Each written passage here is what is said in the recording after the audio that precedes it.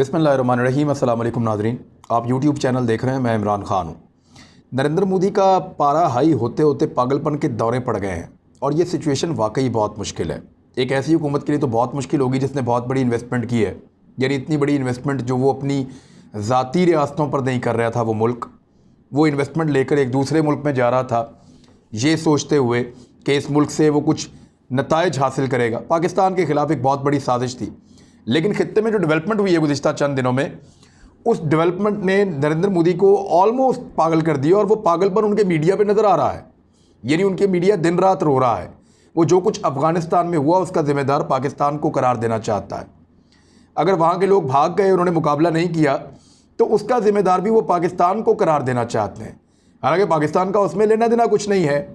भई आप खुद नहीं लड़े, आपने मुकाबला नहीं किया, आपने जो फोर्स खड़ी की वो वहाँ पे खड़ी नहीं हुई, तो लूज़र कौन हुआ? लूज़र तो वो है जो बगैर लड़े हथियार फेंक दे। लूज़र तो वो है जो सामना ही ना करे। लूज़र वो है। अब पाकिस्तान को ताने देने का क्या फ़ायदा? और अगर पाकिस्तान ने ये सब कुछ कर दिया है तो फिर आप तस्लीम करें कि सुपर पावर कोई और नहीं है इस दुनिया में। सुपर पावर फिर पाकिस्तान है। या तो फिर इस बात को भी तस्लीम करें कि दो बड़ी सुपर पावर्स को पाकिस्तान ने इस खित्ते के अंदर शिकस्त दे दी, उनको तबाह कर दिया, उनका पैसा भी ज़ाया कर दिया, उनकी इज्जत भी ज़ाया कर दी। अब दो बहुत बड़े लूज़र्स हैं इस पूरे खेल के अंदर। एक लूज़र है आलमी सतह के ऊपर, जो बाइडन है।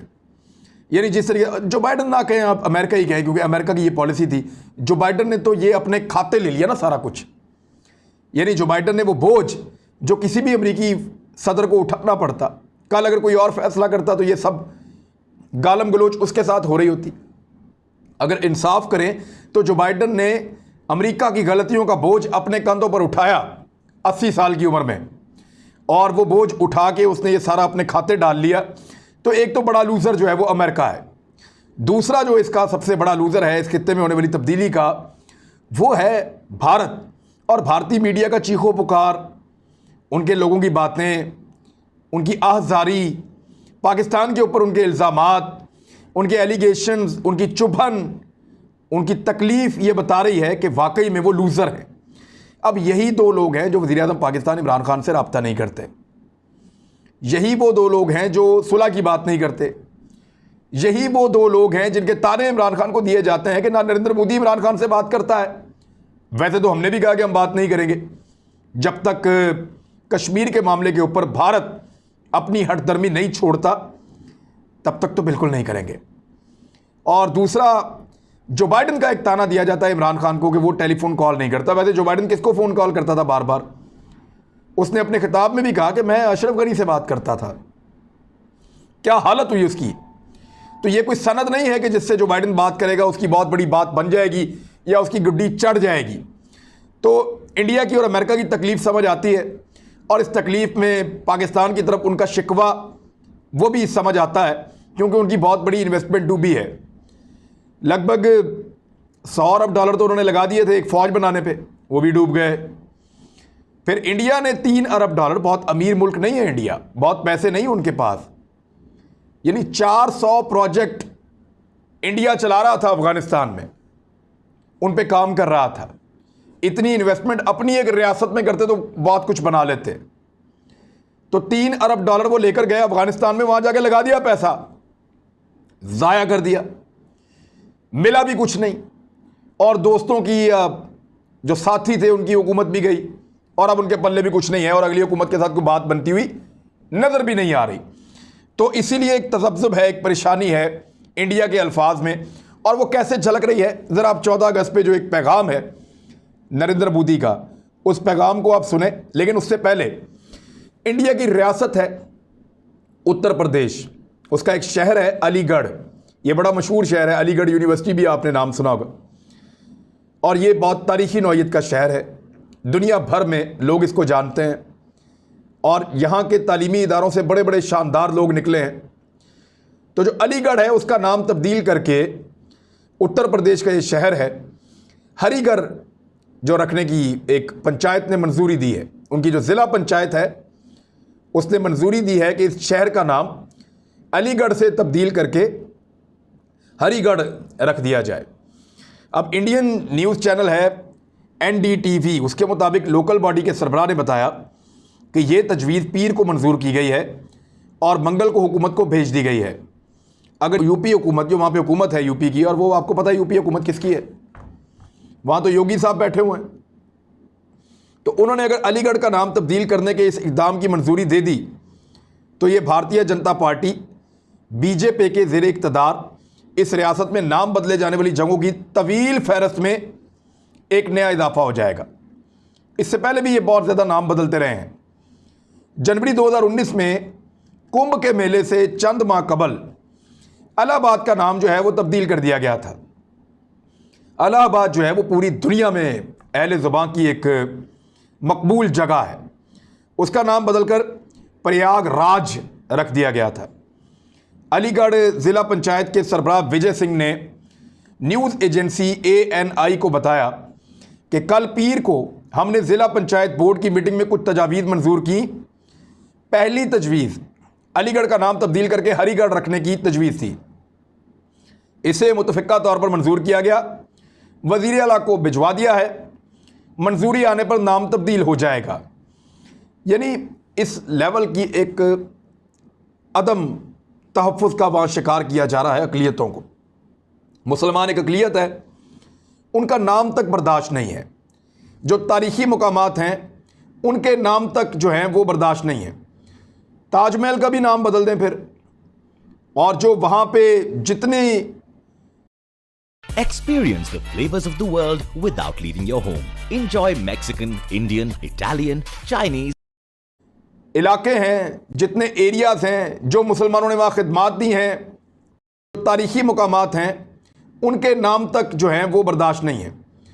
ताजमहल का भी नाम बदल दें फिर, और जो वहाँ पे जितनी इलाके हैं, जितने एरियाज़ हैं जो मुसलमानों ने वहाँ खिदमात दी हैं, उन सब के भी नाम बदल दें। जैसा कि मैंने आपको बताया कि उत्तर प्रदेश का वज़ीर आला योगी आदित्यनाथ है। इस पर मैंने एक पूरी वीडियो की है कि ये क्या बला है, क्या बंदा है, कहाँ से है। ये इंतहा पसंद हिंदू है और इसने जगहों की जो नाम है उनको तब्दील करने का इसने इशारा दिया था। इसने कहा, और इसने ये खबर दी थी, बाकायदा इसने अनाउंस किया था। इसने कहा था कि हम वही करेंगे या हमने वही किया जो हमें अच्छा लगा।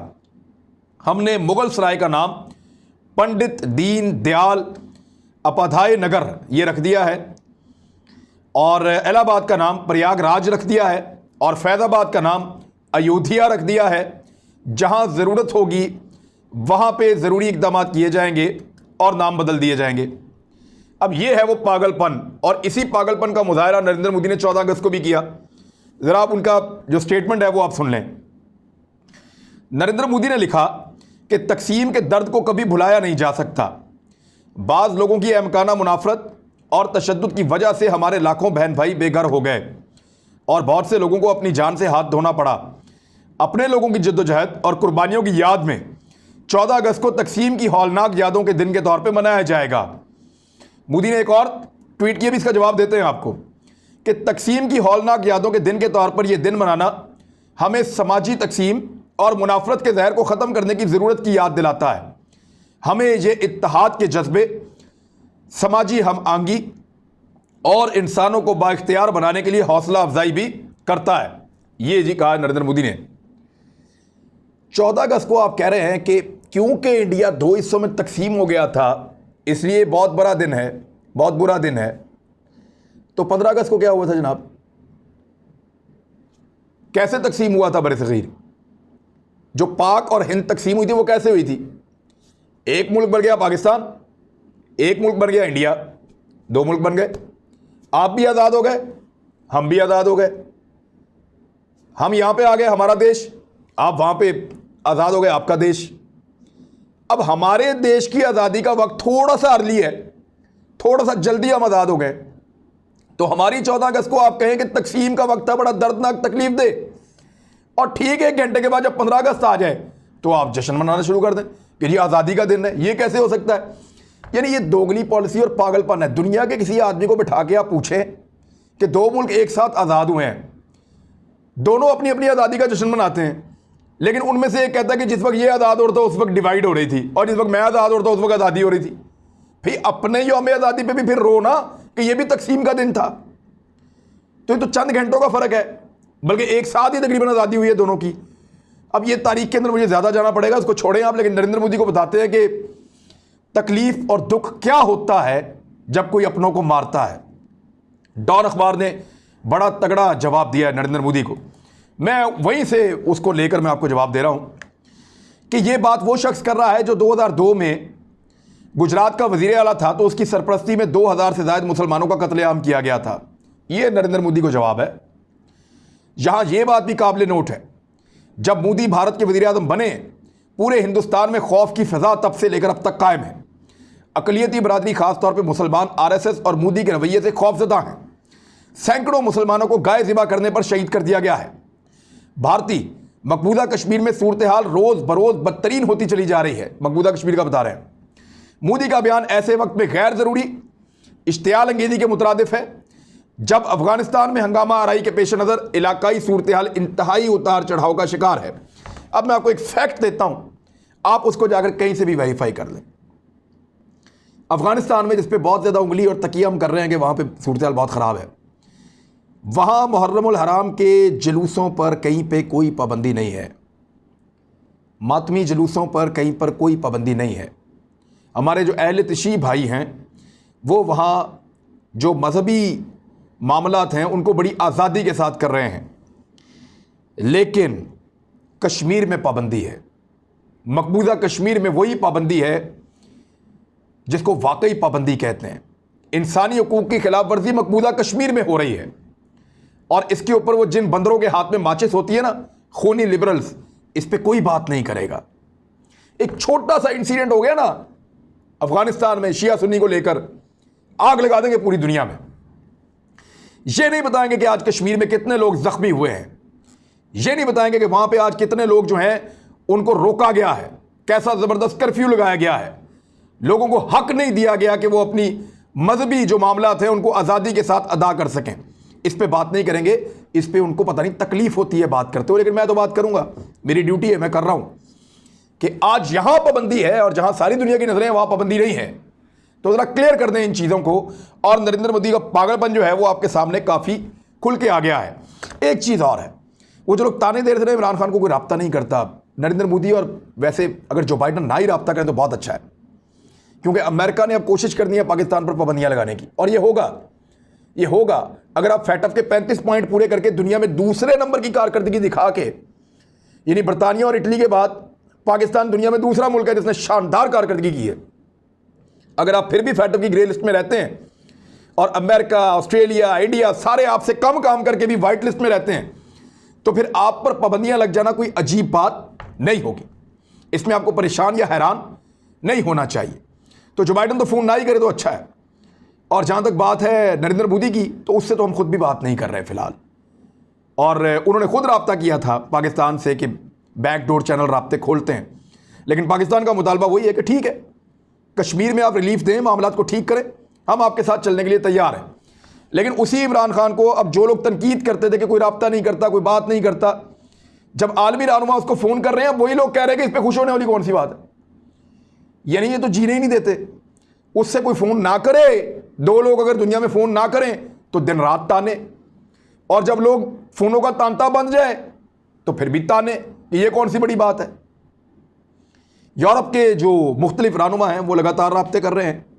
बोरिस जॉनसन ने राब्ता किया, जो जर्मनी की चांसलर हैं एंजेला मर्केल, उन्होंने बात की। इसके अलावा जो स्कैंडिनेवियन कंट्रीज़ हैं वो राब्ता कर रही हैं। तैयब उर्दगान बार बार राब्ता कर रहे हैं। सऊदी अरब ने इमरान खान साहब से राब्ता किया है। तो आलमी रहनुमा इस वक्त पाकिस्तान की अहमियत समझते हैं इस खित्ते में, और वो ये जानते हैं कि पाकिस्तान का रोल बहुत इंपॉर्टेंट होगा। तो इसमें अब टेलीफोन कॉल्स आए तो तब प्रॉब्लम है, ना आए तो तब प्रॉब्लम है। मेरे ख्याल में इन लोगों को इग्नोर करना चाहिए। और आखिरी हल ये होगा कि बंदर के हाथ से अगर आप माचिस ले लें तो जंगल महफूज रहेगा, वरना ये पूरा जंगल जला देंगे। इन्हें एक जुल्म होता हुआ अफगानिस्तान में नज़र आता है, अगर ना भी हो, और एक जुल्म होता हुआ कश्मीर में इनको नज़र ही नहीं आता, अगर हो भी रहा हो तो इन लोगों को, जो दोगले लोग हैं, जो फ्रॉड कर रहे हैं, इनको ज़रा पहचानना भी ज़रूरी है। अब तक के लिए इतने, अपना ख्याल रखिएगा, अपने इस चैनल का भी। अल्लाह हाफ़िज़।